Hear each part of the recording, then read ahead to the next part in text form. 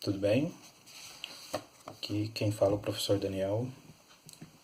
Espero que todos estejam bem. Eu vim aqui para falar um pouquinho sobre a nossa primeira atividade, atividade 1, lá da primeira semana da quarentena. Então hoje eu começo com essa série de vídeos, tá? Que vão até semana que vem. E em todos eles eu vou discutir um pouquinho dessas listas que eu passei para vocês, tá, meninos? Bom, depois, obviamente, né, cada um tem o seu tempo, vai pegar o meu vídeo, vai fazer as leituras das respostas e vai, obviamente, é, unir, né, as minhas palavras, as leituras, as atividades. Nosso primeiro tema aqui, né, da nossa primeira atividade ainda foi o iluminismo. Não sei se vocês se lembram. É de um movimento filosófico ocorrido na Europa do século XVIII e que vai fundamentar muitas das teorias científicas, políticas, econômicas do mundo moderno, tá? Então a gente está falando de história das ideias. A gente está falando de um momento em que a sociedade europeia e a influência que ela mantém sobre o mundo, sobre algumas regiões do planeta, vão se modificar. A estrutura das ideias vão ganhar a condição de, do formato atual que nós temos aqui principalmente aqui no Ocidente, tá? Então, os pensadores dessa época, né, Montesquieu, Rousseau, Voltaire, Diderot e D'Alembert, lançaram uma série de ideias. E com o intuito de sistematizá-las, popularizá-las, difundi-las, escreveram livros, que inclusive é a resposta da nossa questão número 1, né? Então nós temos aí o Montesquieu com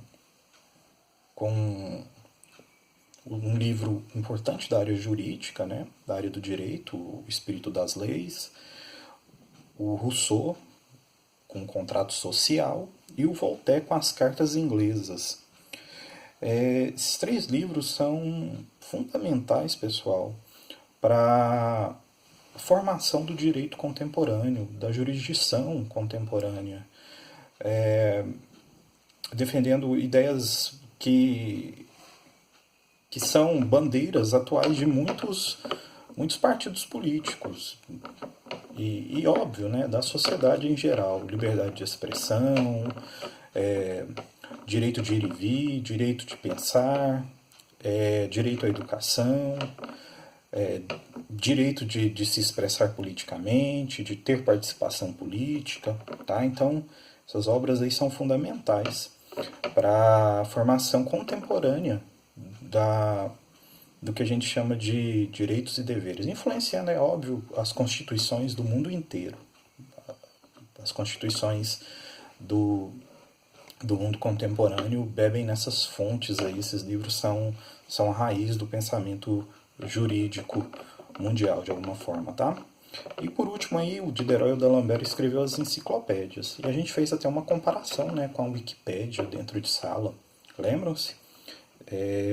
O intuito, o objetivo dessa obra é arquivar o conhecimento humano produzido e repassado historicamente de uma geração para outra, tá? Então, questão número 1 aí, respondida. A questão 2 trata-se de artigos da nossa Constituição. A Constituição Brasileira de 88 ela é chamada de Constituição do Povo, tá? Ela talvez seja um dos mecanismos jurídicos que mais representa as ideias generalizadas dos direitos e deveres do povo brasileiro, tá? Então, a questão número 2, o primeiro artigo, né, ele remete a um filósofo chamado Rousseau. E o Rousseau é o chamado de pai da democracia moderna, tá? Muito dos conceitos democráticos, da ideia de que o povo tem direito à participação política, vem do Rousseau, tá, pessoal? O formato das nossas instituições, né, separadas em três poderes, o legislativo, o executivo e o judiciário.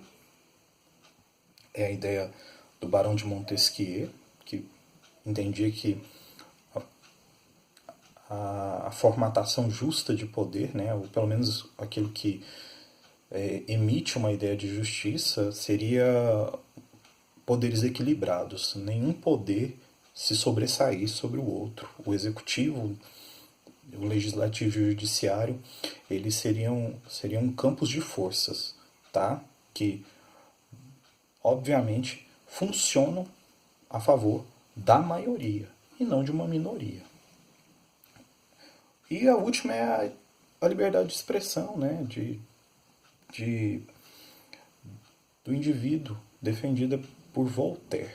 Voltaire, então, era um dos grandes defensores dessa condição humana de, de ser livre nas suas formas de se expressar. Óbvio, né?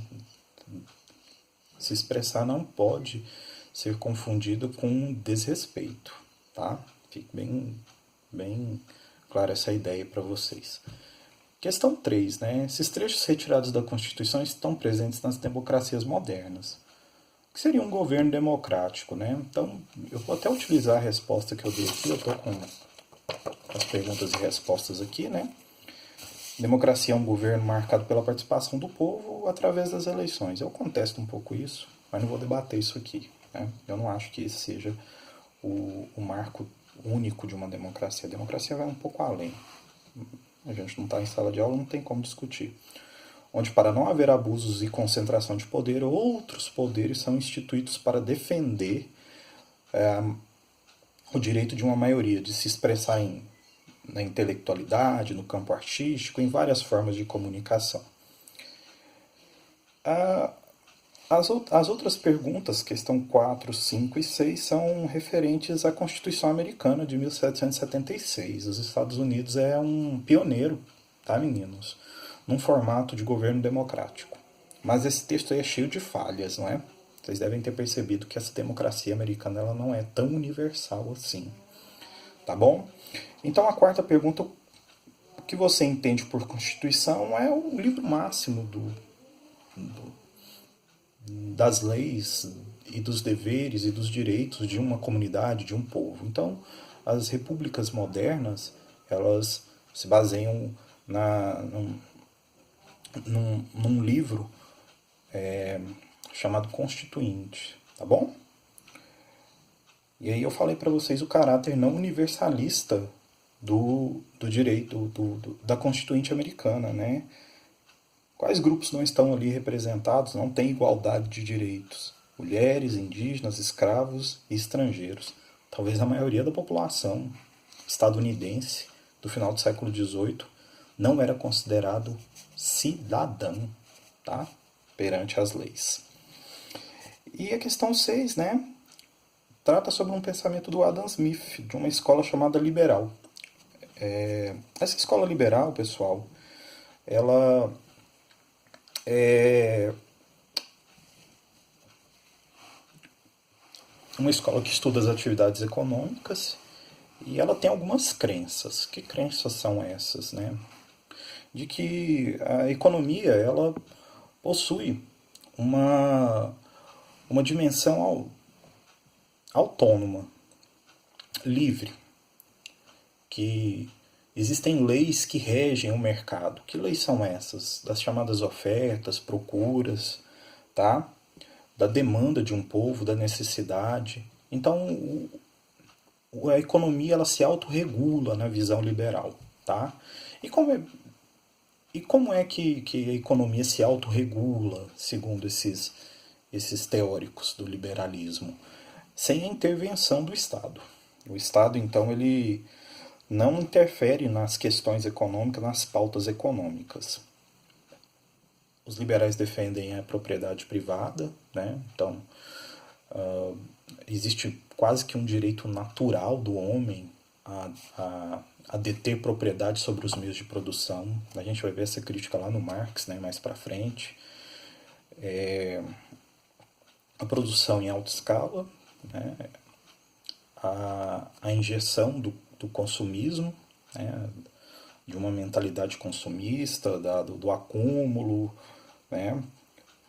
E a base dessa produção seria a indústria, né? O formato industrial seria aquele que daria o perfil do, do- da produção capitalista, né? Então a gente está falando de uma escola aqui que é a origem teórica, ideológica do capitalismo e vai ser fundamental como combustível teórico para a revolução industrial, tá bom?